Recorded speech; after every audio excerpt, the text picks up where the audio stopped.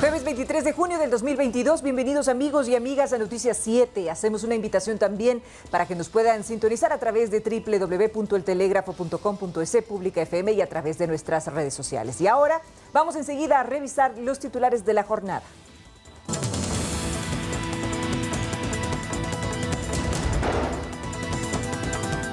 La marcha encabezada por mujeres indígenas terminó en enfrentamientos con miembros del orden en los exteriores de la Asamblea Nacional. Además, en la tribuna de los Xiris se realiza una movilización por la paz. Este 11º día de movilizaciones del Ministerio de Educación instaló un punto de paz para mujeres embarazadas, niños y sus madres. Hay expectativas ante apertura de frontera entre Colombia y Venezuela. Y el sueño empezó. Los tricolores debutarán este viernes en los Juegos Bolivarianos.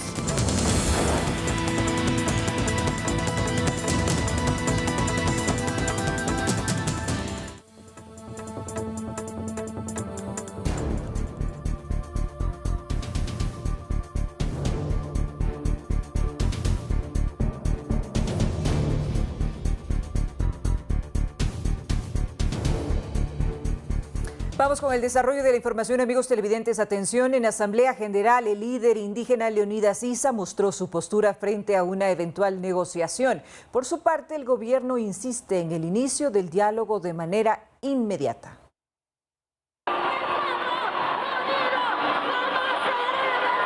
Una vez instalados en el ágora de la Casa de la Cultura, cientos de manifestantes indígenas escucharon a sus líderes. Entre ellos, el presidente de la Confederación de Nacionalidades Indígenas y principal promotor del paro, Leonidas Issa. No vamos a perder el norte. Issa se mostró tajante con su postura frente a una eventual negociación. Aquí son los 10 puntos y punto, compañeros. Iniciar de manera inmediata. Por su parte, el gobierno plantea el inicio de un diálogo inmediato, aunque no hay fecha ni hora todavía. En el legislativo, en cambio, el presidente Virgilio Saquicela dijo estar gestionando un encuentro con Issa. Estoy haciendo los diálogos necesarios para recibir a una comisión encabezada por el señor Leonidas Issa en el pleno, en el despacho de la presidencia de la Asamblea Nacional. Ojalá lo podamos consolidar en los próximos minutos. Aunque entrada la noche del jueves, la cita no se concretó. Carolina Basante, Noticias 7. La marcha encabezada por mujeres indígenas terminó en enfrentamientos con miembros del orden en los exteriores de la Asamblea Nacional. A mediodía de este jueves, la fuerza pública permitió el ingreso de manifestantes a la Casa de la Cultura para frenar la violencia en las protestas. Sin embargo, los incidentes continuaron. Para que no haya violencia ni tampoco excusas, el día de hoy vamos a permitir que las organizaciones sociales lideradas por la CONAIE se convoquen y reúnan en el ágora de la Casa de la Cultura, de manera que puedan llevar a cabo su asamblea con orden y bajo su responsabilidad. Tras la apertura del gobierno para que las comunidades indígenas ingresen a la Casa de la Cultura, una marcha encabezada por mujeres y estudiantes partió desde la Universidad Central, recorrió la Avenida Patria hasta llegar a la Casa de la Cultura Benjamín Carrión, en donde aproximadamente a mediodía ingresaron de manera pacífica. Una cuadra más al sur, un fuerte contingente policial y militar se apostó en los alrededores de la Contraloría y Asamblea Nacional para custodiar el perímetro. En el ingreso de los manifestantes indígenas al ágora no se registraron incidentes. Miles de personas ya adentro festejaban haber ingresado, mientras que otro grupo se dirigió hacia la Asamblea Nacional. El objetivo, dijeron, ingresar al Palacio Legislativo.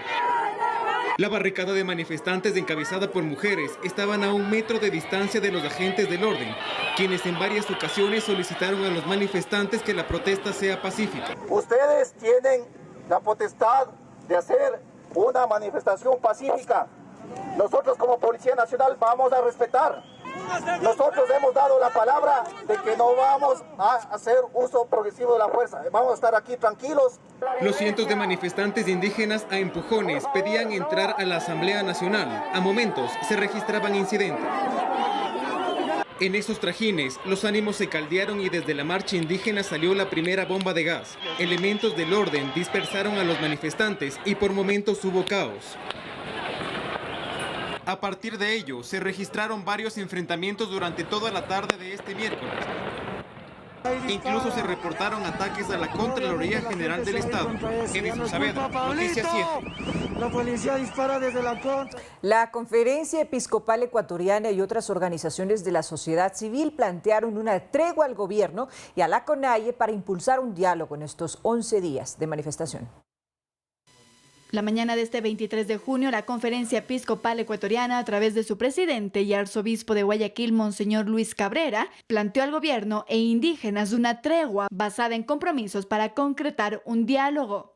Y acompañada por veedores y garantes de alta credibilidad, tanto a nivel nacional como internacional, que las partes juzguen convenientes. Se propuso que se creen espacios de paz. Estas zonas proponemos que sean el Arbolito, las universidades que hoy son centros de acogida, la Casa de la Cultura, la Plaza Grande y la Asamblea. Una vez que las partes acepten la tregua, la Conferencia Episcopal solicitará que se abra paso a alimentos en todo el país y el acceso a servicios básicos, especialmente en hospitales. Andrea Orbe, Noticias 7. Nelson Proaño, jefe del Comando Conjunto de las Fuerzas Armadas, brindó una entrevista en Ecuador TV y se refirió a aspectos en el marco de las manifestaciones en Quito y en otros lugares del país. Uno de esos temas fue el apoyo del Comando Conjunto al gobierno, que según Proaño se mantiene vigente. Escuchemos. Siempre las Fuerzas Armadas tenemos ese compromiso de un Estado de Derecho que está respaldando el ordenamiento constitucional de acuerdo a las normas. Es decir, Fuerzas Armadas nos mantenemos firmes en la defensa de los derechos constitucionales que corresponden para mantener el orden jurídico de la nación. Este 11º día de movilizaciones, amigos, el Ministerio de Educación instaló un punto de paz para mujeres embarazadas, niños y sus madres. En este punto se dará asistencia médica, educativa y sobre todo de contención y descanso.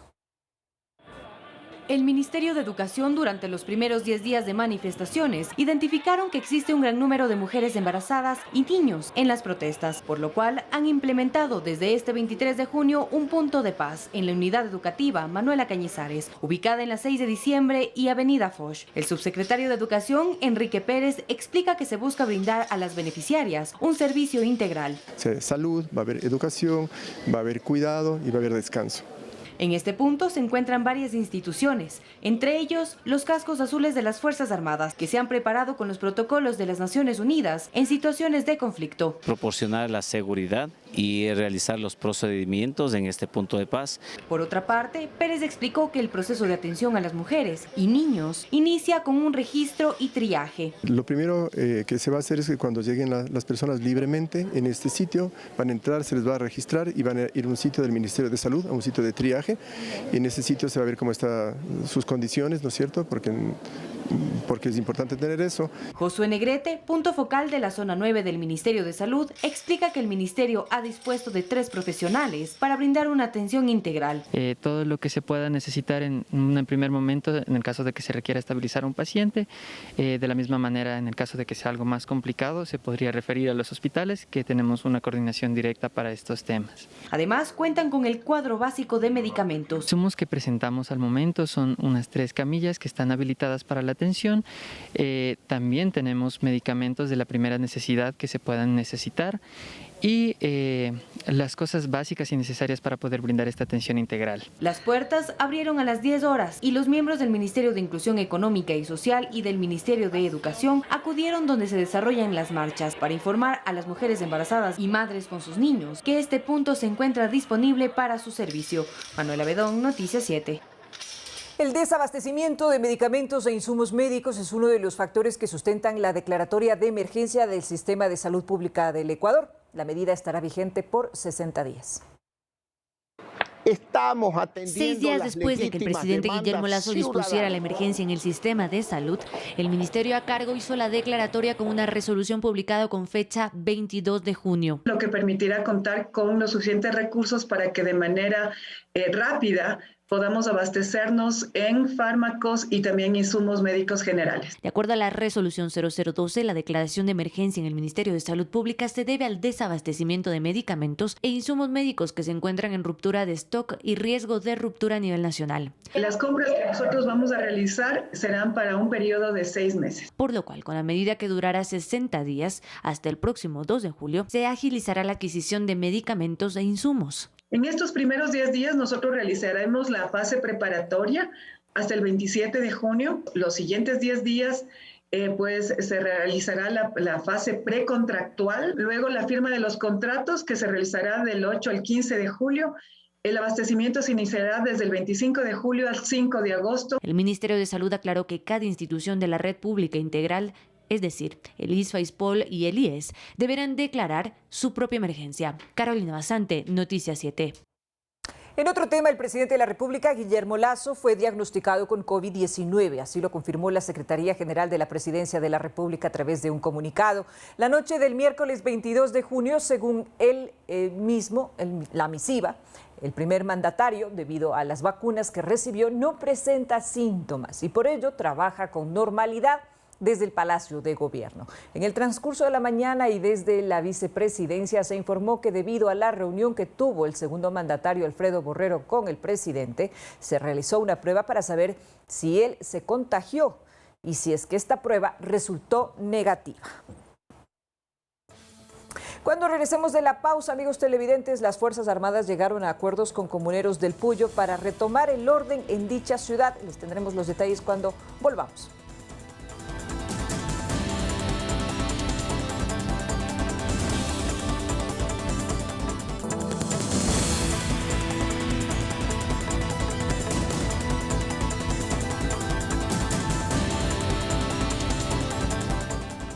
Síguenos en nuestras redes sociales, estamos en Facebook, Instagram y también en Twitter. Además, somos retransmitidos por Pública FM, Quito, Guayaquil y Cuenca 105.3, Manta 88.1, Loja 90.5, Pública FM. Atención, ahora les contamos que la Fiscalía formuló cargos por el presunto delito de terrorismo en contra de una persona identificada y relacionada al ataque del edificio de la institución. El atentado afectó a las instalaciones de la Unidad de Tránsito. De esta manera ingresaron los manifestantes la tarde del miércoles a las instalaciones de la Fiscalía. Parte del edificio fue vandalizado, como evidencian las fotografías difundidas por este organismo. 24 horas después del incidente se cuestiona el accionar de la fuerza pública, pues ya había una alerta del posible atentado.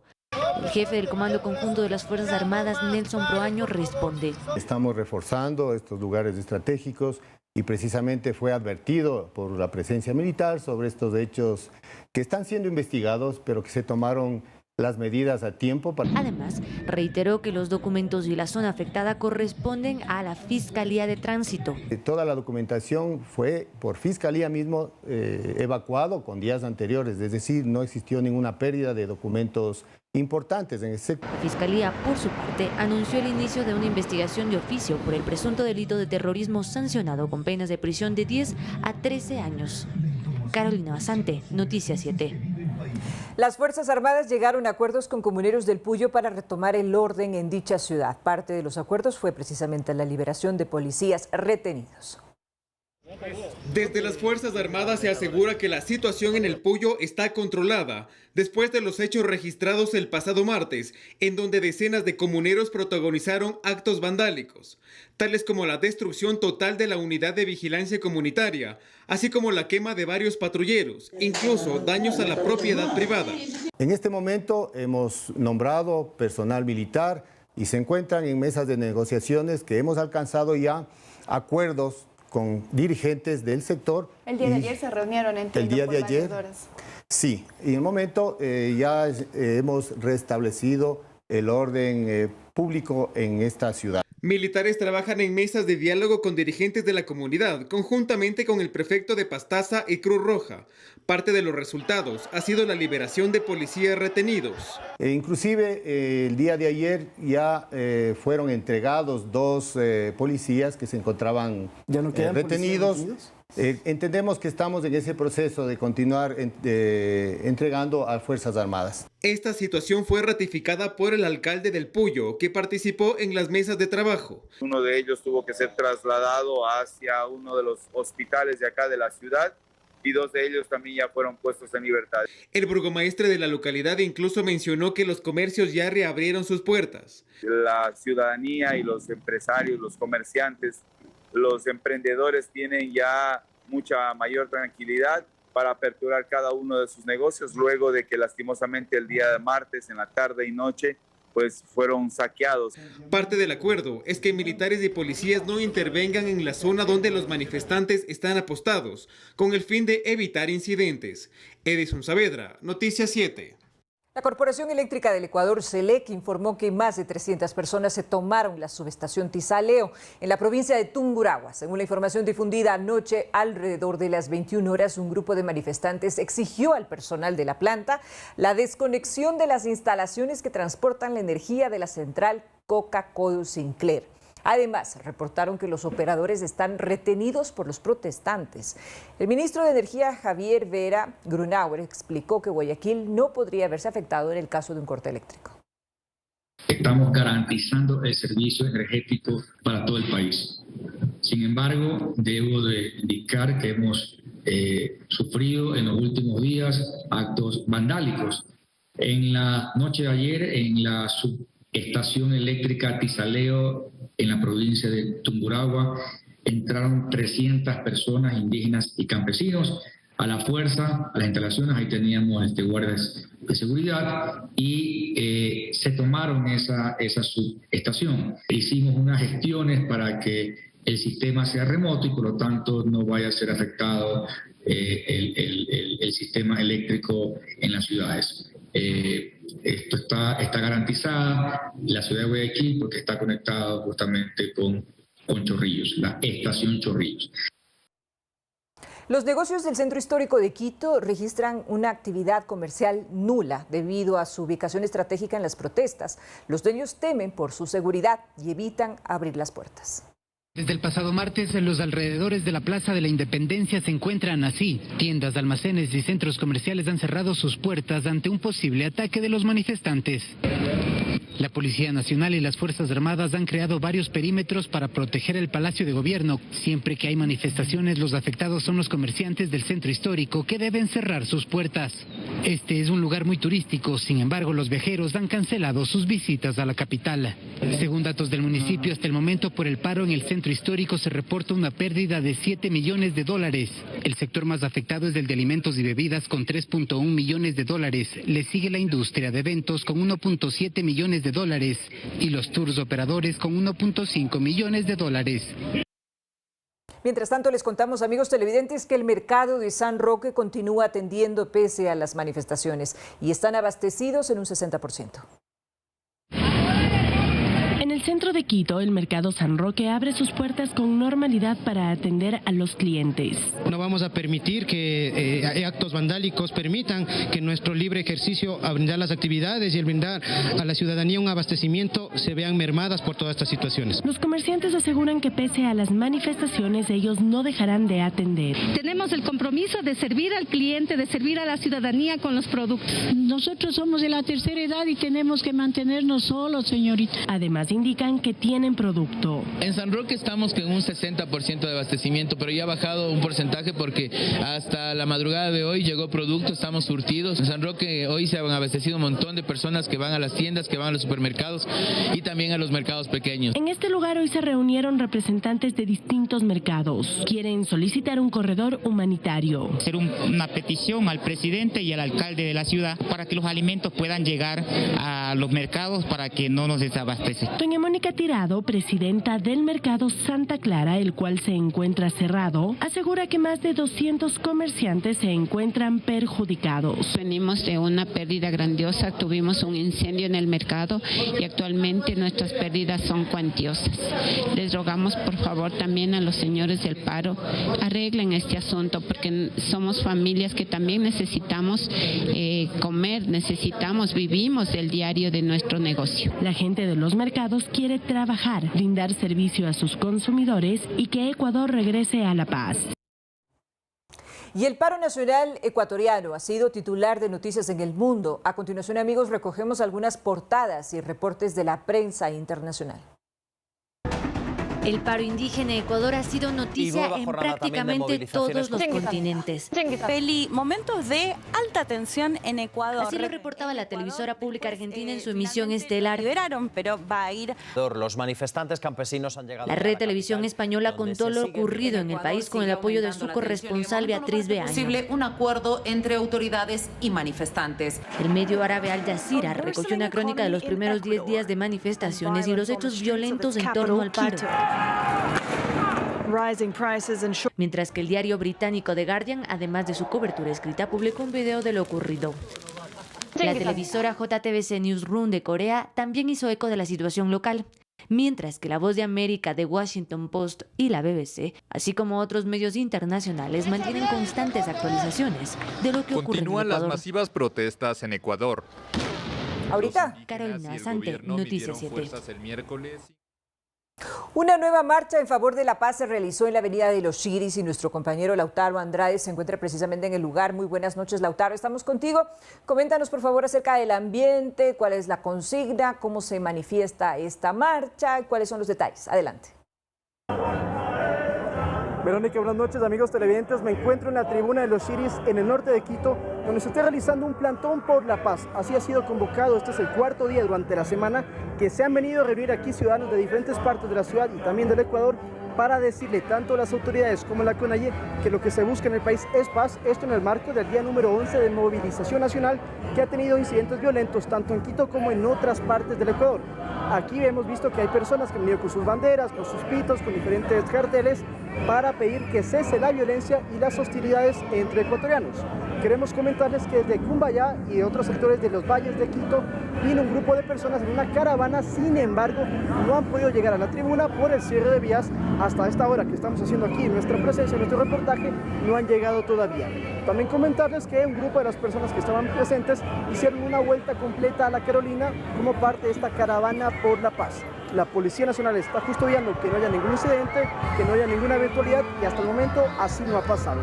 Según han comentado las personas que están convocando estas manifestaciones pacíficas, esta protesta por la paz, han dicho que será indefinida hasta que lleguen a un consenso entre el gobierno y la CONAIE. Es lo que les comentamos aquí, Verónica, desde la tribuna de Los Chiris. Volvemos con más en estudios. Muchísimas gracias a nuestro compañero Lautaro Andrade por ese informe. Nosotros estaremos contactándonos más adelante si es que la información lo amerita para conocer qué es lo que está sucediendo en las calles y en este tema precisamente de una marcha por la paz que se está realizando en la ciudad de Quito en la avenida de Los Chiris. Así es que estemos pendientes. Y cuando regresemos de la pausa también les vamos a contar, amigos televidentes,